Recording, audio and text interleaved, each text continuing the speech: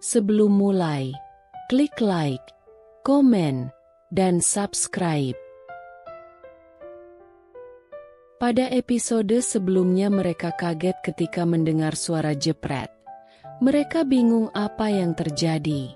Mulai sekarang, kamu milikku, Jum. Jangan pernah coba-coba lari. Ratih tidak menjawab. Ia hanya tersenyum tipis di dalam kegelapan. Ia perlahan melepaskan diri dari pelukan Baskoro. Ratih, saya harus bilas. Pak, lengket.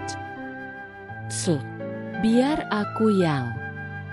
Tiba-tiba, jepret. Lampu kamar mandi menyala terang benderang. Cahaya putih neon yang tajam terasa menyakitkan mata. Realitas menghantam mereka. Baskoro mengerjap. Tampak sedikit bingung dengan kembalinya cahaya secara tiba-tiba. Ia melihat sekeliling, ke arah kekacauan yang mereka buat. Lalu menatap Ratih yang kini terlihat jelas di bawah lampu terang. Rambut berantakan, bibir bengkak, dan tanda merah di lehernya. Tersenyum miring, merasa menang. Sepertinya, fitting lampunya sudah benar sendiri. Tapi kalau rusak lagi, panggil aku. Lilin cadanganku banyak. Baskoro merapikan pakaiannya dengan santai, mengambil lilin yang sudah mati, menepuk pipi Ratih sekilas, lalu berjalan keluar kamar mandi dengan langkah angkuh seorang penakluk. Ratih ditinggal sendirian di bawah cahaya terang, tanpa busana dan bermandikan keringat dan banyak cairan kenyal di tubuhnya. Ia tidak menangis. Ia tidak terlihat menyesal. Ia tidak terlihat takut. Senyum di wajahnya melebar. Ia turun dari wastafel, berjalan tenang menuju lemari kecil di sudut kamar mandi, tempat biasa menyimpan stok sabun. Ia membuka pintu lemari itu. Di bagian paling dalam, tersembunyi di balik tumpukan handuk, ada sebuah panel sekring listrik mini. Panel sekring khusus untuk area kamar mandi utama. Saklarnya dalam posisi on. Ratih baru saja menyalakannya kembali. Ratih bicara sendiri, menatap pantulan dirinya di cermin. Dasar bodoh. Kamu pikir kamu pahlawan lilinnya? Kamu cuma ngengat yang terbang ke api yang kubuat. Ia meraih ponselnya yang ia sembunyikan di antara tumpukan handuk kering sebelum ia mulai mandi tadi. Ponsel itu dalam mode perekam suara. Ia menekan tombol stop.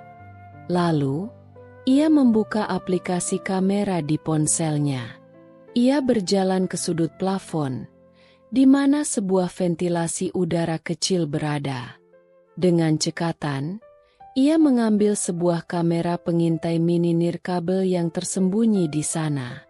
Ratih melihat hasil rekaman di layar ponselnya, video hitam putih inframerah yang jernih, merekam seluruh kejadian tadi dengan detail sempurna. Gambar jernih. Suara jelas. Kamu milikku, Jum. Kalimat yang bagus buat di pengadilan perceraian. Atau buat meras nyonya.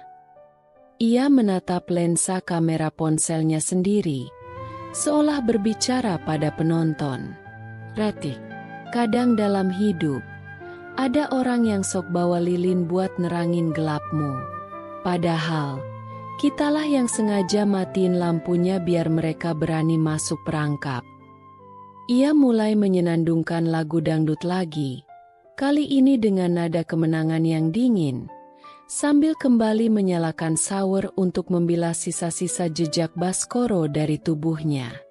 Ketegangan beralih dari kamar mandi yang penuh uap ke ruang makan, di mana permainan kucing dan tikus ini menjadi semakin berbahaya dan mematikan.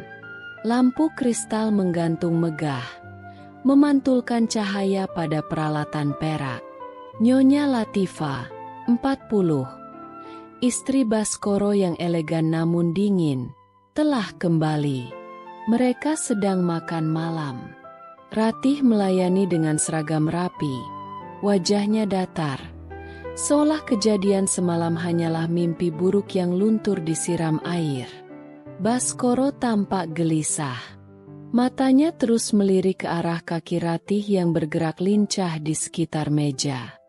Latifah, Mas, kamu kok kurang fokus? Ada masalah di kantor? Berdeham, mencoba tenang.